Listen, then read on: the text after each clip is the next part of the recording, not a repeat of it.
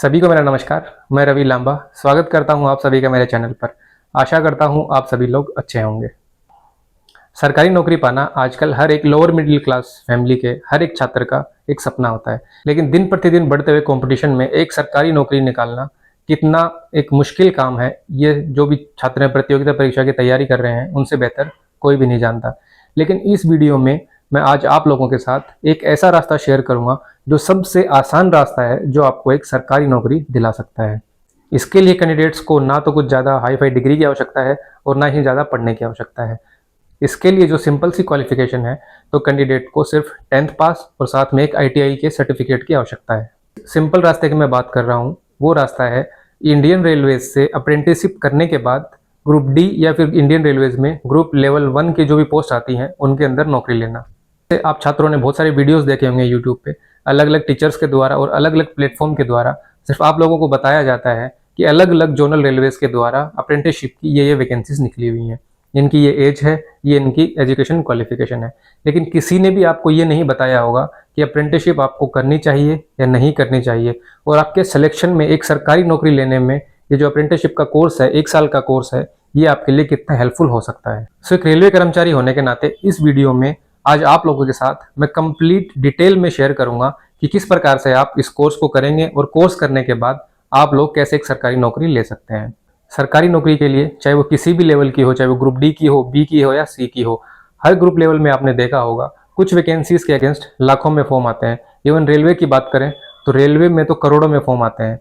और लास्ट 2019 की जो ग्रुप डी की वैकेंसीज आई थी, वो लगभग आप लोगों ने देखा होगा कि 1 लाख के समथिंग वैकेंसीज थी, और जो नंबर ऑफ फॉर्म थे वो भी 1 करोड़ को पार कर गए थे। और ऊपर से कट ऑफ की तो क्या ही बात करें, 1 करोड़ कैंडिडेट्स ने अगर फॉर्म भरा है तो उसमें बहुत सारे ब्रिलियंट स्टूडेंट भी हैं, तो कट ऑफ नॉर्मलाइजेशन के बाद किसी किसी जोन में 80 प्लस या 90 प्लस तक भी रही थी।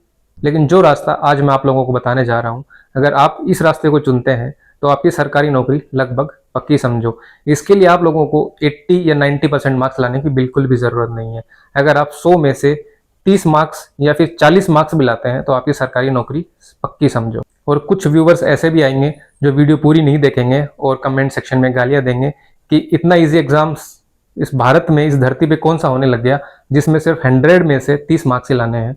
तो मैं आप सभी से रिक्वेस्ट करूंगा कि वीडियो को पूरी देखें और स्टेप बाय स्टेप जो मैंने बताया है वो कंप्लीट वीडियो देखें, तो आप लोगों को समझ में आएगा कि अप्रेंटिसशिप करने के बाद एक सरकारी नौकरी लेना कितना ईजी है। इंडियन रेलवेज की जो ग्रुप डी की 2019 में वैकेंसीज आई थी, उसमें से अप्रेंटिसशिप करने के बाद जितने भी कैंडिडेट्स ने अप्लाई किया था उन सभी का लगभग सिलेक्शन हो गया था। क्योंकि सबसे इंटरेस्टिंग बात जो आपको किसी भी टीचर ने भी नहीं बताई होगी या फिर यूट्यूब पे किसी भी प्लेटफॉर्म पे नहीं बताई होगी, जो मैं आप लोगों के साथ शेयर कर रहा हूँ, जो भी ग्रुप डी की वैकेंसीज होती है इंडियन रेलवेज में, उसमें 20% वैकेंसीज, जितनी भी टोटल वैकेंसी है उनकी 20% वैकेंसीज जो छात्र अप्रेंटिसशिप करते हैं इंडियन रेलवेज से, उनके लिए रिजर्व रखी जाती है। सो आप सोच सकते हैं 2019 में जो ग्रुप डी की वैकेंसीज आई थी वो लगभग 1 लाख के समथिंग थी, और उन 1 लाख वैकेंसीज में से 20% वैकेंसीज जो भी कैंडिडेट्स इंडियन रेलवेज के थ्रू अप्रेंटिसशिप करके आए थे उनके लिए रिजर्व रखी गई थी। और हर साल की बात करें तो लगभग 20,000 कैंडिडेट तो सारे जोनल रेलवेज को मिला दें तो भी अप्रेंटिसशिप का कोर्स पूरा नहीं करते हैं। और कंप्लीट डिटेल और डेटा के लिए मैं आप लोगों को लेकर चलता हूं कंप्यूटर स्क्रीन पे और समझाता हूं कि इस अप्रेंटिसशिप कोर्स करने के बाद आप लोगों के लिए एक सरकारी नौकरी लेना कितना ईजी हो सकता है। सो जिस ईजिएस्ट वे की मैं बात कर रहा था, जिसके थ्रू आप लोग इंडियन रेलवेज में ग्रुप डी की जॉब बिल्कुल आसानी से ले सकते हैं, वो भी बिल्कुल कम एफर्ट के साथ, तो वो रास्ता है इंडियन रेलवेज के थ्रू अप्रेंटिसशिप करने के बाद ग्रुप डी का फॉर्म अप्लाई करना और एक सरकारी नौकरी लेना। तो 2025 के लिए जो जोनल रेलवेज हैं उनके द्वारा अपनी अपनी साइट पे अप्रेंटिसशिप के लिए वैकेंसीज निकाल दी गई हैं। सभी कैंडिडेट्स वहाँ जाके अप्लाई कर सकते हैं।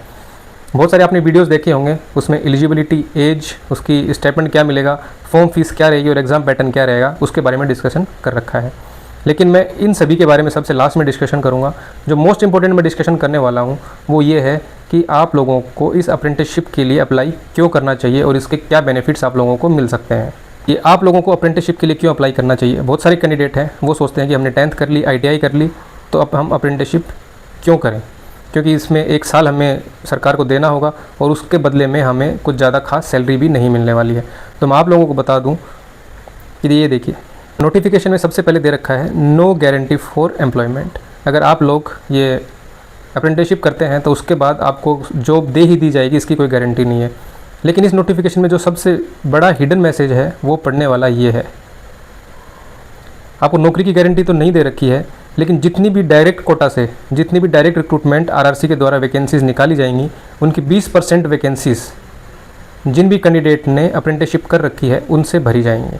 तो जो मेन हिडन मैसेज है वो यहाँ पर है। तो आप लोग इसे अच्छे से नोटिफिकेशन में भी पढ़ सकते हैं, और मैंने यहाँ पे येलो कलर से हाईलाइट भी कर रखा है कि जिन भी कैंडिडेट ने अप्रेंटिसशिप की है और ग्रुप डी की वैकेंसीज़ जो अगर डायरेक्ट कोटा से आएंगी तो 20% वैकेंसीज़ उनसे भरी जाएंगी। प्रूफ के लिए मैं आप लोगों को दिखाता हूँ कि 2019 में आरआरसी के द्वारा निकाला गया मुंबई जोन का नोटिफिकेशन है, जिसमें आप ग्रुप डी की वैकेंसीज़ देख सकते हैं UR SC ST की, और टोटल वैकेंसीज़ थी इसमें 9,345 वैकेंसी, और उनमें से 1870 वैकेंसीज़ ये आप देख सकते हैं CAA जो कॉलम करके स्टार मार्क कर रखा है, वहाँ पे जो 1870 पोस्ट हैं ये उन कैंडिडेट्स के लिए रिज़र्व थी जिन्होंने अप्रेंटिसशिप का कोर्स इंडियन रेलवे से किया था।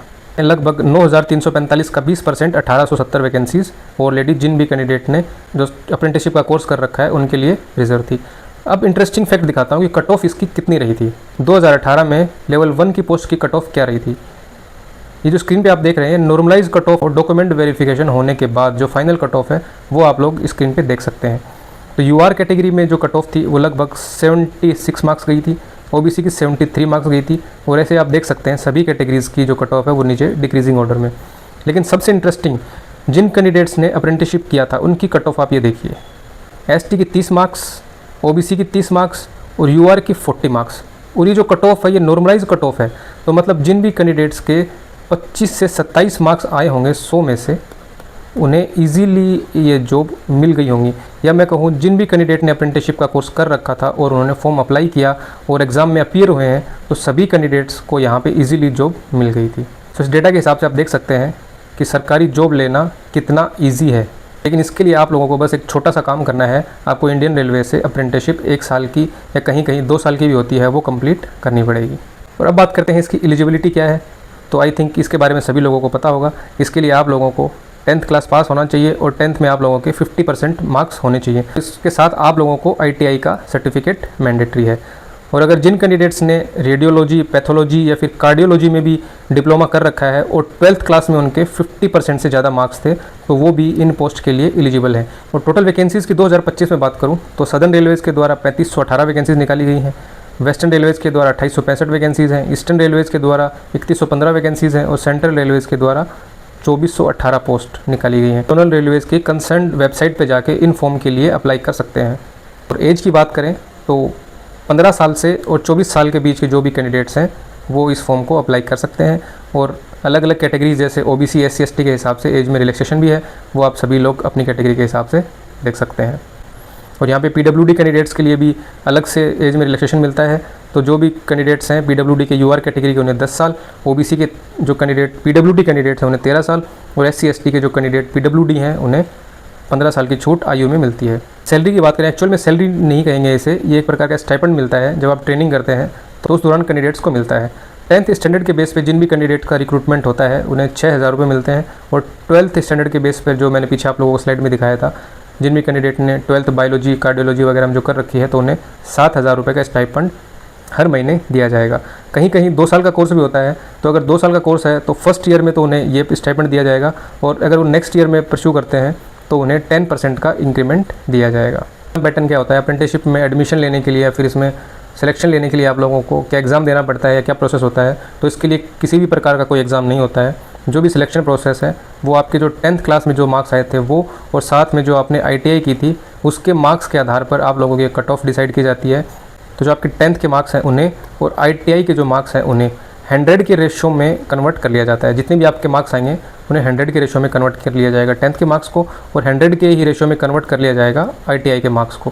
फिर आपकी जो कट ऑफ है वो 200 मार्क्स में से निकाली जाएगी, और जो भी कैंडिडेट कट ऑफ में पास होते हैं उन्हें ज्वाइन करने के लिए बुला लिया जाता है। और बाकी आप सभी लोग जो भी नोटिफिकेशन है उसमें देख सकते हैं कि किस प्रकार से आप लोगों का जो सिलेक्शन पैटर्न है वो रहेगा। फॉर्म फीस बिल्कुल मिनिमम है, 100 रुपीज़ आपके फॉर्म अप्लाई करने के लगेंगे, और SC SC कैंडिडेट और जो भी गर्ल्स कैंडिडेट हैं उनके लिए जो फॉर्म अप्लाई करने की फ़ीस है वो बिल्कुल फ्री रहेगी। आशा करता हूँ मेरे द्वारा दी गई जानकारी आप लोगों को पसंद आई होगी। चैनल को ज़्यादा से ज़्यादा अपने दोस्तों के साथ शेयर करें और चैनल को सब्सक्राइब करें। Thank you very much.